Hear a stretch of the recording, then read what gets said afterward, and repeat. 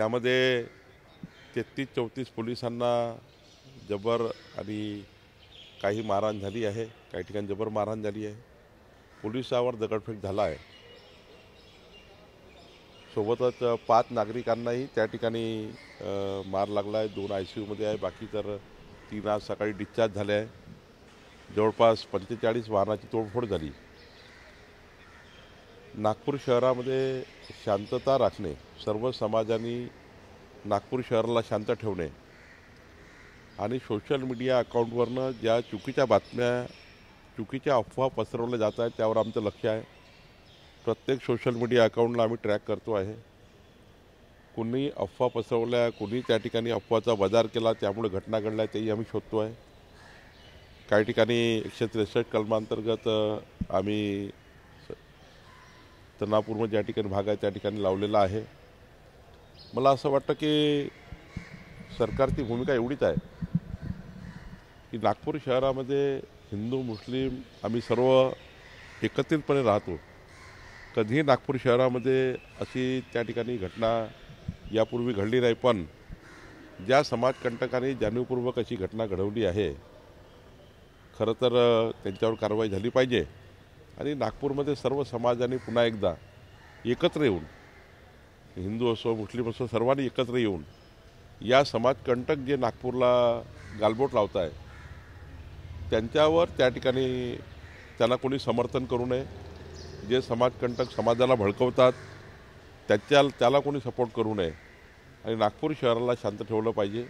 मी आता police commissioner आणि जिल्हाधिकारीकडे जाणार आहे, संपूर्ण घटनेचा आढावा घेणार आहे। माननीय मुख्यमंत्री महोदयांनी मला सूचना दिल्या आहे आणि सोबतच त्या ठिकाणी काही पोलीस जखमी आहेत, काही लोक जखमी आहेत, त्यांच्याशी मी भेटणार आहे आणि जसे आता पुढच्या काळामध्ये परिस्थिती निर्माण होईल त्यामध्ये मी लक्ष ठेवणार आहे। समाजकंटक कोण आहे यांची काही ओळख पटली आहे का? नेमकं घटनेचं कारण काही कळलं का?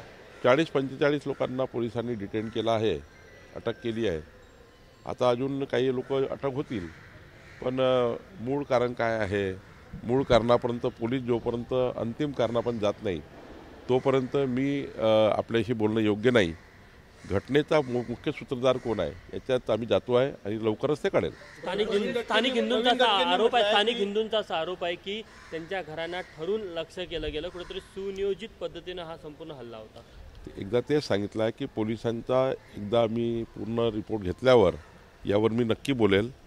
पण आज तर महत्त्वाचं काय आहे, आज आपल्याकरता, मीडियाकरता, तुमच्या माझ्याकरता, नागपूरकराकरता महत्त्वाचं काय आहे की नागपूर शांत ठेवणे, नागपूरमध्ये कुठलेही त्या ठिकाणी अशांत तयार होणे याची काळजी घेणे ही आपली जबाबदारी आहे। शहराच्या बाहेरनं काही हल्लेखोर आले होते, काही लोक आले होते, त्यासोबतच पोलिसांचं सुद्धा दुर्लक्ष या संपूर्ण प्रकरणात होतं। नाही, प्रवीण दटके काय बोलले, पण मी आता पोलीस कमिशनरला जाणार आहे आणि जिल्हाधिकारी राहणार आहे, पूर्ण घटनेचा मी आढावा घेणार आहे। दुपारी 2 वाजता मुस्लिम समुदाय तिथे तैनात झाला होता दुपारी 2 वाजता, तरी मात्र संध्याकाळी 7:30 वाजता ही घटना घडलेली आहे। पोलीस प्रशासन कुठेतरी कमी पडली काय? मला तेच विचार सांगायचा आहे की जोपर्यंत मी पोलिसांकडनं, प्रशासनाकडनं आणि जनतेकडनं दोन्हीकडनं संपूर्ण याचा रिपोर्ट माझ्याकडे येत नाही तोपर्यंत पोलिसांचा दोष आहे की याचा दोष आहे, त्याचा दोष आहे, योग्य नाही।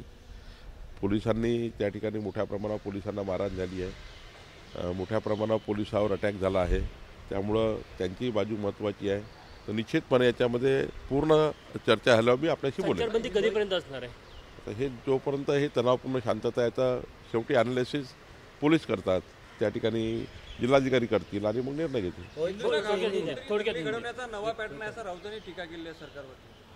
देखिए, नागपुर में जो दुर्भाग्यपूर्ण घटना हुई है, इसके पहले कभी भी नागपुर ने ऐसा देखा नहीं है। हम सब लोग बचपन से नागपुर में रहते हैं, सभी समाज, सभी धर्म को लेकर हम काम करते हैं और जिस प्रकार से घटना हुई है, कोई तो भी षड्यंत्र का भाग है और जिस प्रकार से पुलिस जख्मी हुए, 34 पुलिस जख्मी हुए हैं, 4-5 नागरिक भी उसमें जख्मी हैं। तो गाड़ी की तोड़फोड़ की गई, जमाव तैयार किया गया। जिस प्रकार से वह घटना हुई है, माननीय मुख्यमंत्री जी ने कल से इसका पूरा जायज़ा लेकर सेकंड टू सेकंड उन्होंने मिनट टू मिनट चर्चा की है। मैं भी रात भर इस घटना की तरफ पूरा ख्याल देकर हूँ लेकिन जो मुख्य इसमें सूत्रधार होंगे उनको पकड़ना हमारा जवाबदारी है। दूसरा, दोबारा ये घटना ना हो महाराष्ट्र में और नागपुर में, इसकी भी हमारी प्राथमिकता है। दो समाज को सामने आमने लाने वाले जो लोग हैं उनको भी हम ढूंढेंगे। सोशल मीडिया अकाउंट के ऊपर जो गलत तरह से सोशल मीडिया अकाउंट पे जो यहाँ पे झूठी खबरें फैला रहे हैं उनको भी हम ट्रैकिंग कर रहे हैं। कौन सोशल मीडिया वाले हैं जो झूठी खबरें फैला रहे हैं और वातावरण ख़राब करने का प्रयास कर रहे हैं, वो भी हम चेक कर रहे हैं। और निश्चित रूप से नागपुर शहर में और महाराष्ट्र में दोबारा ऐसी घटना नहीं होनी चाहिए, कोई भी बयानबाजी नहीं होनी चाहिए, इसका भी हम पूरा ध्यान रख रहे हैं। मुझे लगता है कि नागपुर में इसके पहले ऐसा कभी हुआ नहीं। नागपुर की जनता समझदार है। मैं नागपुर की जनता को हाथ जोड़ के विनती करता हूँ, सभी समाजों को, कि शांततापूर्वक इस स्थिति को निपटे और शांत रहे।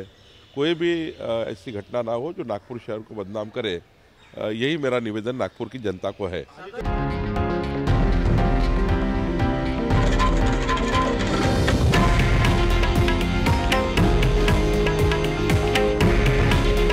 हे आहे देशातील नंबर 1 न्यूज नेटवर्क आणि आपण पाहत आहात TV9 मराठी। काळजी तुमची, हित महाराष्ट्राचं।